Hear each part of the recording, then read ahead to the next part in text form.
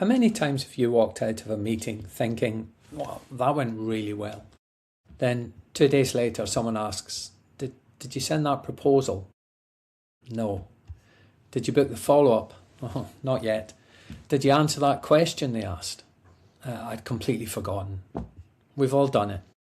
Not because we're lazy, not because we're disorganized, but because we're busy. One meeting runs into the next, the phone rings, a customer needs something, your inbox explodes. Someone sticks a head round the office door with, the famous words, have you got 2 minutes? Which, as every business owner knows, has never once meant 2 minutes. Before you know it, the brilliant ideas from Tuesday morning are living in the same part of your brain as buy milk, book the MOT. No, I forgot to ring my mum. Now, here's the interesting bit. For years now, we've been told AI is going to transform business. And a lot of the time that means watching it write emails, summarize documents, or produce meeting notes. Useful? Yes. Game changing? Probably not. Because I don't think meeting notes are the problem. Follow-up is the problem. Business isn't actually won during the meeting, it's won afterwards. It's the proposal that gets sent. It's the promise that gets kept. It's the customer that gets called back. The task that actually ends up in someone's diary instead of floating around in the cloud, we call I'll remember that later. And this week I've been building something that genuinely excited me.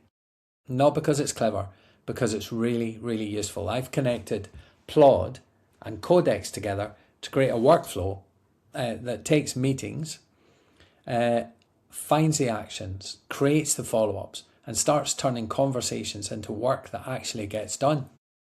That for me feels like one of the first genuinely practical workflows every SME could benefit from. So today I'm going to show you exactly how it works, along with the biggest AI news from OpenAI, Microsoft and Google. And why it all points in the same direction. Less typing, less remembering, less dropping the balls, and getting more things done. So hello, welcome back to AI Weekly Briefing. I'm Alan Bark, and every week I spend far too much time reading AI news so that you don't have to. Then I ask one simple question. What does any of this actually mean for a normal business? Because let's be honest, most AI headlines aren't written for someone running a manufacturing company in Wrexham, or an accountant in Chester, or a family business trying to recruit staff, serve customers, and somehow leave the office before 8 o'clock at night. Instead, we get headlines telling us that a model is now 0.7% better on a benchmark that sounds like something from a NASA mission. That's lovely, but I'd much rather know how it saves me half an hour on a Tuesday morning. That's what this show is about. Practical AI, things you can actually use. And this week we're talking about something I think every business owner recognises: the follow-up. Because brilliant meetings don't grow businesses.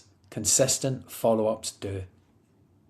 So, I don't think businesses suffer from a lack of meetings. If anything, I'd argue we've become exceptionally good at creating them. Sales meetings, management meetings, project meetings, review meetings, planning meetings, meetings to prepare for the meeting. We've absolutely nailed that part. The bit we haven't mastered is what happens after everyone walks out the room. Imagine a completely normal sales meeting. The customer likes what they hear. They ask for a case study. They want a revised quotation. They'd like another meeting next Tuesday. They mention their finance director needs to get involved. Someone promises to answer a technical question. This is all perfect.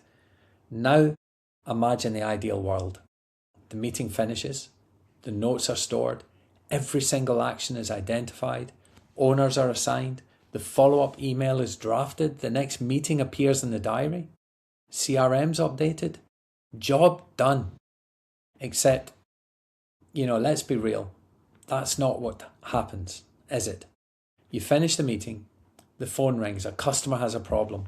Someone asks if you've sent an email. You grab a coffee. You jump into another meeting. You tell yourself, I'll sort all this later. And that's normally where things begin to leak. Not in spectacular ways, just quietly. The proposal goes out a day later than it should. One question never gets answered. The follow-up call slips into next week. Someone assumes someone else was doing it. It's nothing catastrophic, but just lots and lots of tiny leaks. And enough tiny leaks eventually become a big one. And that's why I think we've been looking at AI slightly the wrong way. People are asking, where can I use AI? I think the better question is, where do things regularly get forgotten? Because that's where the value is. Where do promises disappear? Where do actions fall between people? Where does good intention become no action? Fix that.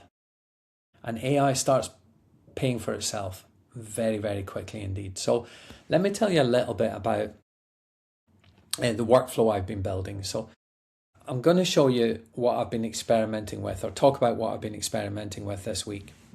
So I've been a Claude AI user for quite a while. So this is a Claude.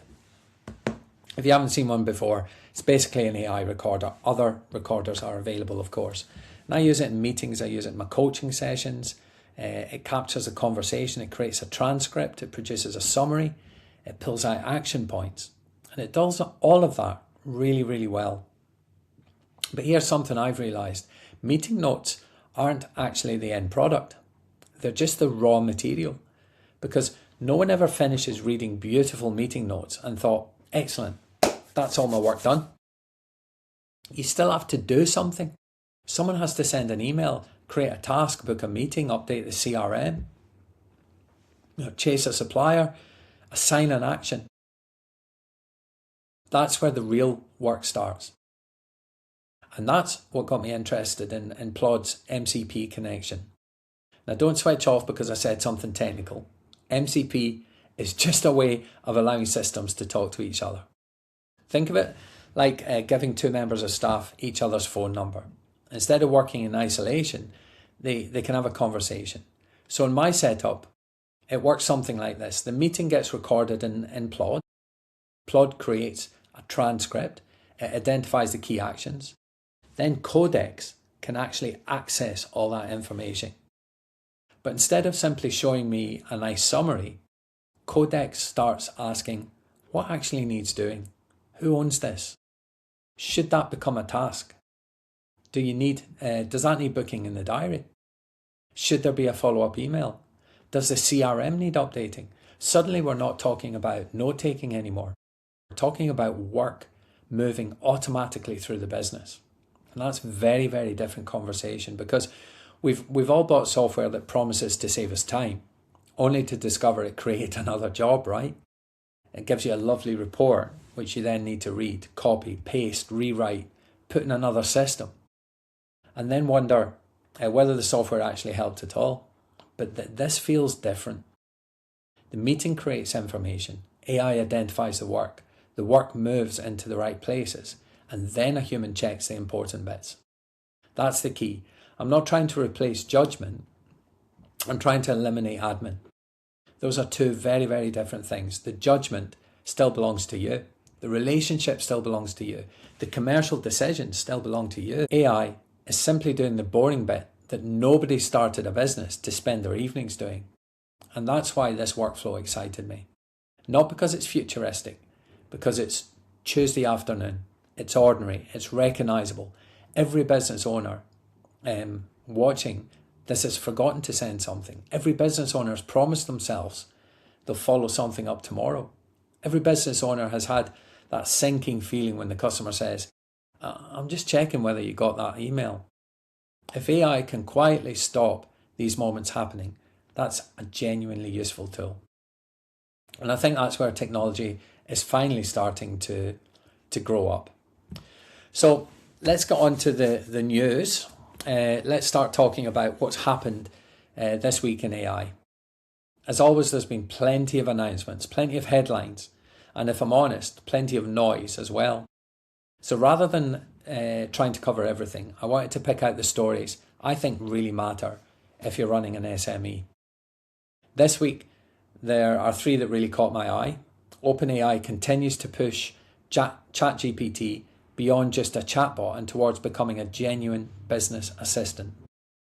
Microsoft is embedding Copilot more deeply into the tools millions of business owners already use every single day, and Google keeps making Workspace smarter, helping businesses spend less time searching for information and more time acting on it.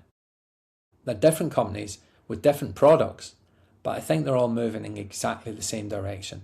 Less asking AI random questions, more AI becoming part of the everyday workflow of your business. So let's start with OpenAI. The biggest thing I've noticed with OpenAI over the past few months, it's one headline. It's not one headline, it's not one feature, it's the direction of travel.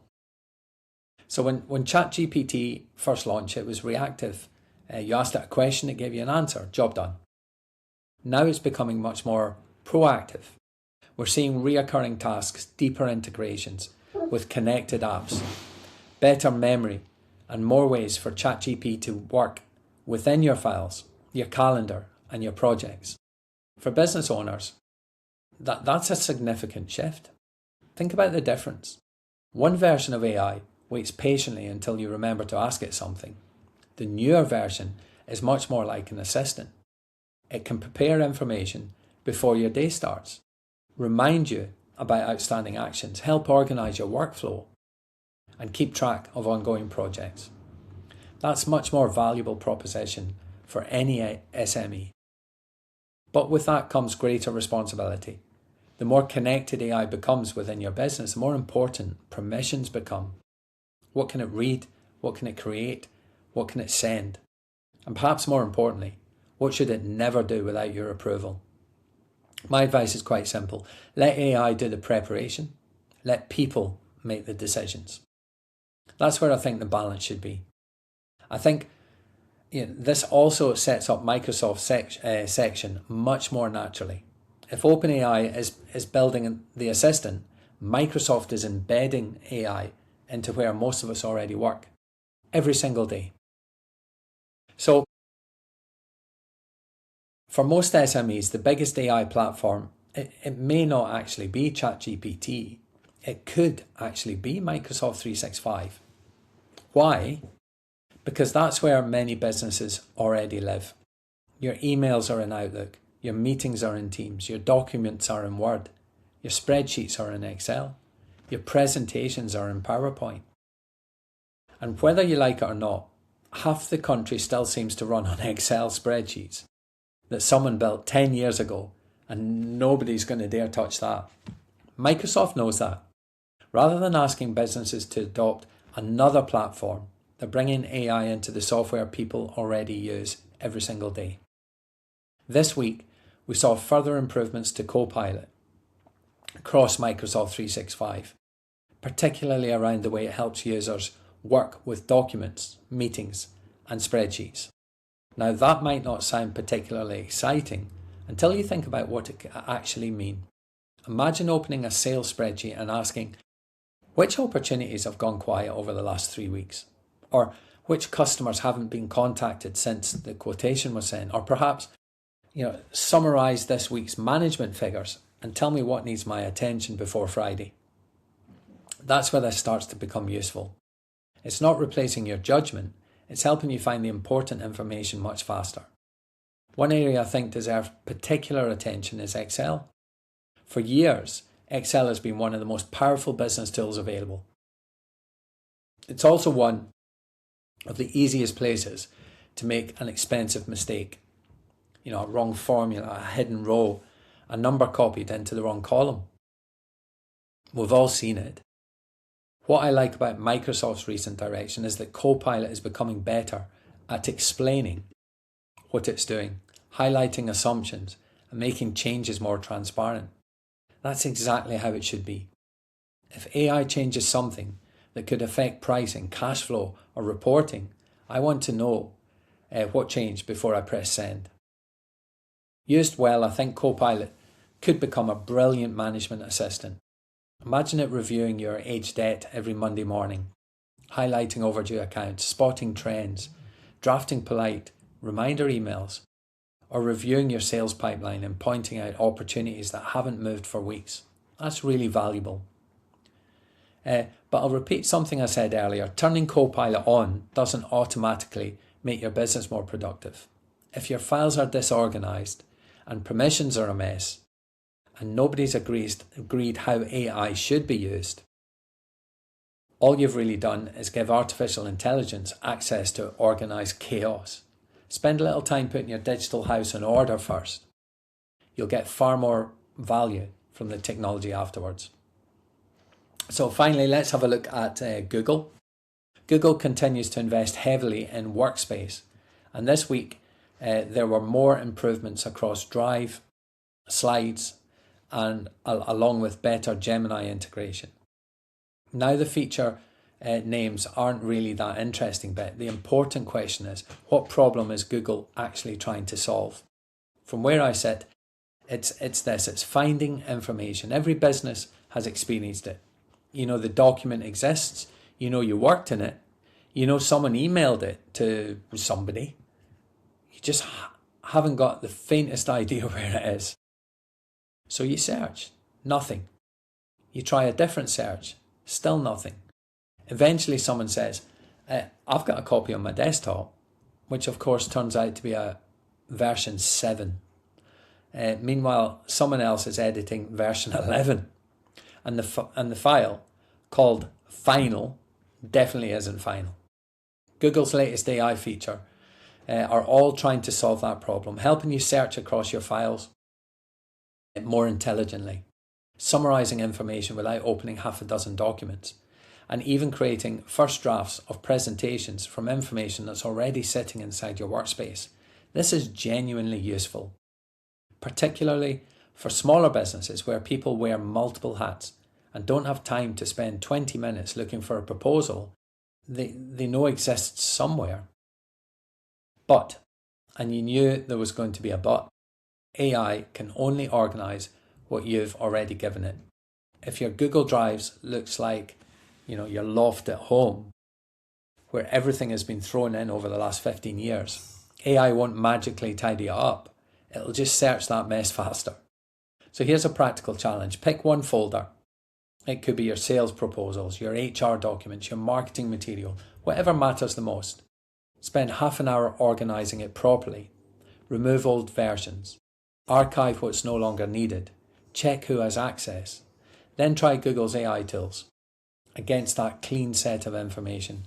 I think you'll be surprised by the difference, because AI doesn't just reward good prompts, it rewards good organization. So before we wrap up today, let me leave you with 3 things I genuinely consider doing this week. Not next month, not when things quieten down. This week, guys. Number 1, find your biggest follow-up problem. Don't start with AI, start with a frustration in your business. Where does work regularly get dropped in your business? Is it the sales follow-ups? Is it project actions, management meetings, customer inquiries, supplier promises? Pick one, just one, because if you solve one reoccurring problem really well, you'll get far more value than trying to sprinkle AI across 20 different parts of the business.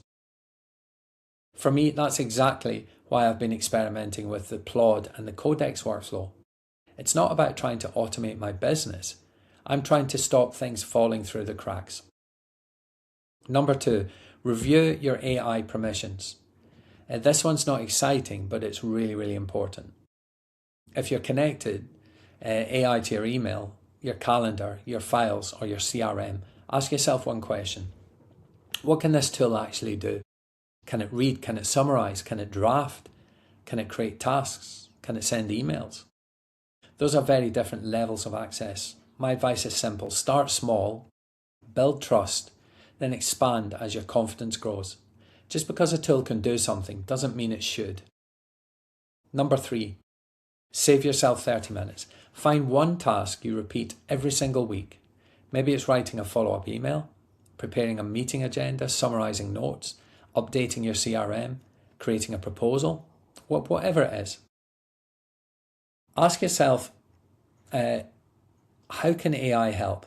Not to replace you, just to remove the repetitive part.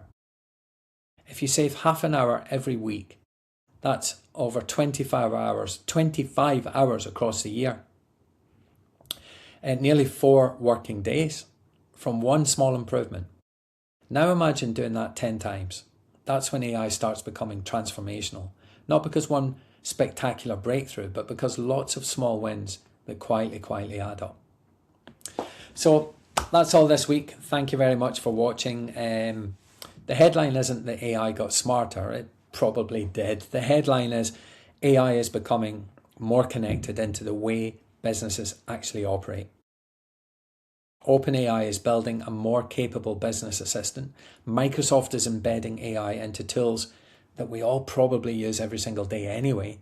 And Google is making it easier to find, understand, and work with information that's already sitting inside our business. And for me, that's where the real opportunity is. Not chasing every new tool that gets announced. Not signing up to every AI platform that appears on LinkedIn. Just taking one frustrating process and making it just a little bit better. This is evolution, not revolution.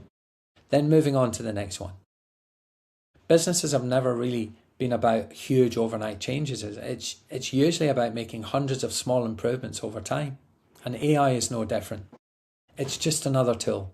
Very powerful one, but it's still just a tool. So thank you so much for watching, and I look forward to seeing you next week. Thank you, guys.